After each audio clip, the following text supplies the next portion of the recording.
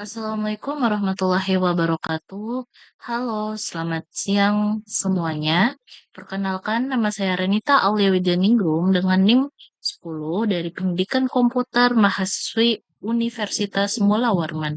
Pada video kali ini, saya akan mempresentasikan tugas UAS pemrograman web saya, yaitu membuat sebuah website dinamis sederhana dengan fitur CRUD yang sudah terintegrasi menggunakan XAMPP sebagai server lokalnya yang di mana tema website yang saya angkat adalah K-pop Award Tracker, yaitu sebuah sistem untuk mengarsipkan sejarah kemenangan penghargaan para idol K-pop.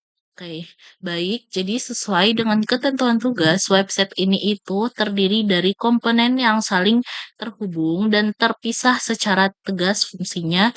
Nah, yang pertama ini ada index.html sebagai front end. File ini murni mengatur struktur tampilan halaman utama, input from, serta tabel data yang sudah dihias menggunakan CSS bertema Dark Mode Neon Concert agar memiliki nuansa K-pop yang kuat. Yang kedua ada script.js untuk menangani interaksi. JavaScript ini bertugas melakukan validasi data dan menjembatani front end dengan back menggunakan Fetch IPE agar manipulasi data bisa berjalan secara real time tanpa perlu merefresh halaman webnya. Yang ketiga ada koneksi.php yang bertugas sebagai backend awal untuk membuka jalur komunikasi ke database MySQL di XAMPP. Nah, yang terakhir atau yang keempat ada API.php. API.php ini tuh sebagai backend utama yang menampung logika CRUD. File PHP ini menerima request dari JavaScript, lalu mengeksekusi perintah query SQL-nya ke dalam database. Sebelum kita melihat websitenya, ini adalah tampilan database yang saya gunakan. Saya membuat databasenya itu bernama db_kpop_awards. Dengan tabel ini bernama tabel awards. Di dalam tabel ini terdapat 6 kolom utama untuk menyimpan data, yaitu ada ID sebagai primary key dan auto increment, terus ada nama award, terus ada pemenang, ada kategori, lalu ada tahun, dan terakhir ada kolom gambar untuk menyimpan URL gambar pembuktiannya. Nah, baik. Jadi sekarang mari kita demonstrasikan hasil output dari websitenya. Oke, jadi seperti yang bisa dilihat di layar, ini adalah tampilan halaman utama website dengan tema neon yang lega dan interaktif. Nah, di bagian atas terdapat form tambah sejarah baru yang bagian ini. Dan di bawahnya ini terdapat tabel database data penghargaan K-pop-nya. Ini yang sudah sebelumnya saya isi. Ini pertama ada Twice dari acara Mama, di mana kategorinya itu adalah Song of the Year, lagu Cheer Up di tahun 2016. Lalu ada BTS juga. Ini yang MMA, Melon Music Award, kategorinya Album of the Year tahun 2016. Terus ada BTS lagi, dari Mama juga, kategorinya Artist of the Year dan tahun 2016.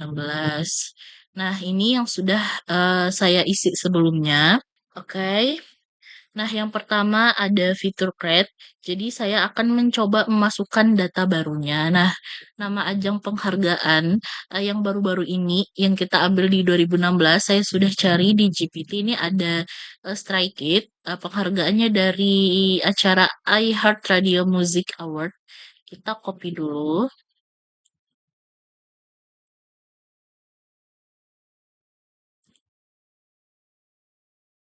Nama idol grupnya itu adalah Stray Kids. Nah, kategori penghargaannya eh K-pop Group of the Year tahun kemenangannya 2026. Nah, untuk link gambar buktinya ini saya sudah cari sebelumnya. Kita copy image address, terus kita tempel di sini. Nah, jika udah, kita pencet ini simpan data ke database. Nah, yang kedua ini ada namanya fitur red. Nah, setelah pop-up sukses ini muncul dan saya klik OK, eh kita bisa melihat bahwa data yang baru saja saya input langsung ini akan otomatis masuk dan tampil di baris tabel bawah tanpa perlu melakukan reload halaman. Ini dia, di nomor kedua, iHeartRadio Music Awards, Stray Kids K-pop Group of the Year 2026. Gambar pembuktiannya ini juga muncul dengan eh, eh, ukuran yang